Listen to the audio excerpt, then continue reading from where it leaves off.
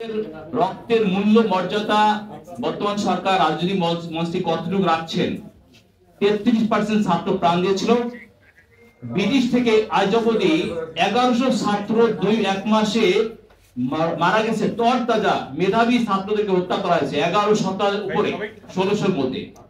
এই রক্তের মূল্য মর্যাদা কতটুকু আমরা দিতে পারবো সময় বাস্তবতায়, সে বিষয়টার দিকে আপনারা দৃষ্টি দিবেন।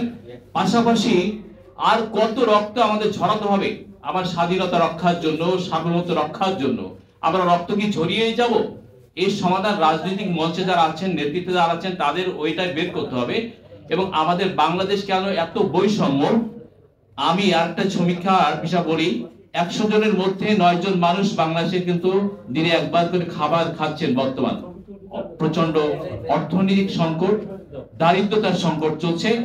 18 জন মানুষ দারিদ্র সীমার নিচে চলে যাওয়ার একটা সমীক্ষা দেখা যাচ্ছে। 18 জন মানুষ দারিদ্র সীমার নিচে চলে যাচ্ছেন। এত দারিদ্রতার ভেতরে বাংলাদেশকে রেখে, এত শ্রমিকের রক্ত ঝরিয়ে এবং শিক্ষায় জাতির মেরুদণ্ড, আজও অবধি 54 বছরে একটি সুনির্দিষ্ট শিক্ষা নীতি আমাদের যারা পলিটিক্যাল পার্টি রাষ্ট্রকে নেতৃত্ব দেন সেই জায়গাতে আসতে পারেনি।